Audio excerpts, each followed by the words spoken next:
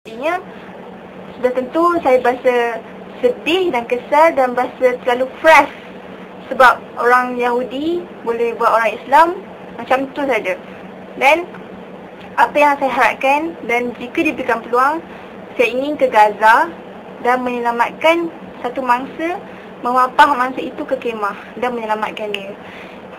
Dan satu lagi, apa yang saya harapkan bukanlah peperangan yang berakhir, tapi saya mengharapkan tanah Palestin tu dan juga Al-Aqsa menjadi milik umat Islam semula.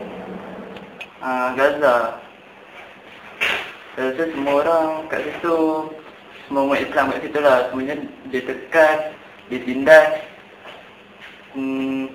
Walaupun kita tahu tempat tu kan tempat untuk kita berkongsi kan tempat, tapi orang-orang Israel tu dia menekan, tu tak patut lah. Sebagai seorang yang beragama Islam yang bertuhankan kepada Tuhan yang sama dan berpegang kepada kitab yang sama iaitu Al-Quran, saya merasa sedih terhadap apa yang berlaku kepada penduduk-penduduk Palestin. Tetapi apa yang lebih menyedihkan saya adalah saya tidak dapat berbuat apa-apa untuk membantu mereka. Tetapi apa yang saya harapkan adalah kemenangan terhadap mereka seperti mana yang telah dijanjikan oleh Allah SWT. Bismillahirrahmanirrahim. Para penonton, saya kira adalah tidak wajar untuk kita bercakap mengenai kejaman rejim Zionis tanpa melihat dari sumber-sumber akidah kita yang utama, inilah dari Al-Quran. Jadi pada hari ini kita menjemput seorang tetamu yang begitu arif dalam memperkatakan tentang siapakah Yahudi menurut Al-Quran. Jadi bersama saya pada hari ini memperkenalkan Abang Ahmad. Beliau akan mengupas sedikit tentang siapa dia Zionis, supaya kita lebih jelas dan supaya kita lebih kenal dengan musuh kita yang sebenar. Jadi silakan. Bismillahirrahmanirrahim. Assalamualaikum warahmatullahi wabarakatuh.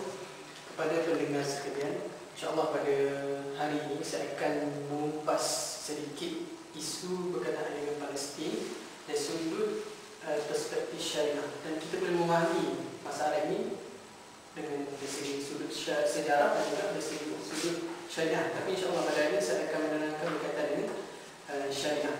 Dan kita kena ingat isu Palestin ini bukan dipisahkan oleh geografi, tapi dipisahkan oleh sempadan akidah. Dan kita kena ingat juga Palestin ini adalah milik mutlak umat Islam, dan umat Islam telah mewarisinya sejak 6,000 tahun yang dahulu.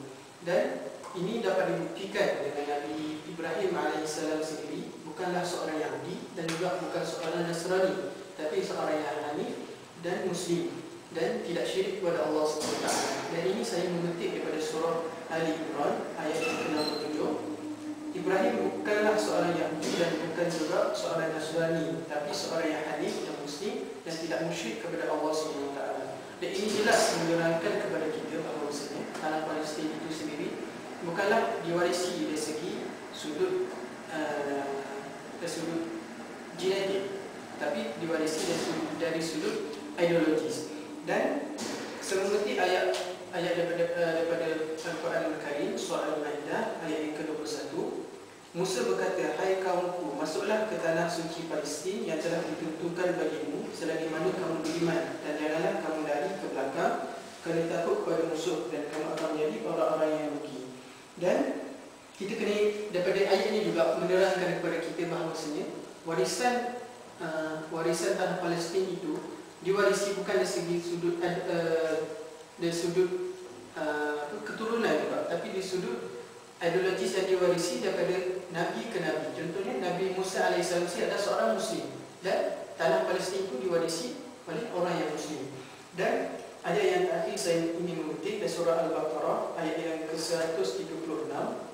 Katakanlah kami beriman kepada Allah dan apa yang diturunkan kepada kami, dan apa yang diturunkan kepada Ibrahim, Ismail, Ishak, Yaqub dan cucu-cucunya, dan apa yang diberikan kepada Musa dan Isa, serta apa yang diberikan kepada Nabi-Nabi dan Tuhannya. Dan ini jelas menunjukkan bahawasanya Zionis Israel Yahudi tidak memiliki apa-apa hak waris ke atas tanah Palestin, baik dari Ibrahim, baik daripada Musa, dan baik daripada Yaqub. Dan ini yang merupakan nenek moyang mereka. Tetapi Palestin ini diwarisi dari berpandukan pada konsep akidah, bukan berpandukan kepada konsep warisan. Bagaimana pula pada pandangan saudara, macam mana dengan sepotong ayat daripada surah Al-Baqarah yang mengatakan kami lebihkan Yahudi daripada kaum yang lain? Sebagaimana adakah ia menepati dakwaan Yahudi bahawa mereka memang kaum yang lebih yang berhak ke atas tanah Palestin? Bismillahirrahmanirrahim. Berkaitan dengan Allah melebihkan kaum Yahudi itu sendiri, kalau kita tengok ada banyak lagi ayat-ayat daripada Quran yang menerangkan Allah akan meninggikan darjat sesuatu kaum tu berpandukan kepada hak keimanannya kepada Allah SWT. Dan kita tengok pada zaman dahulu, mungkin benda ni kita boleh tengok pada zaman dahulu, orang Yahudi ini beriman, orang Israel ini beriman kepada Allah SWT. Tapi berbanding dengan sekarang, ideologi mereka amat berbeza. Bismillahirrahmanirrahim.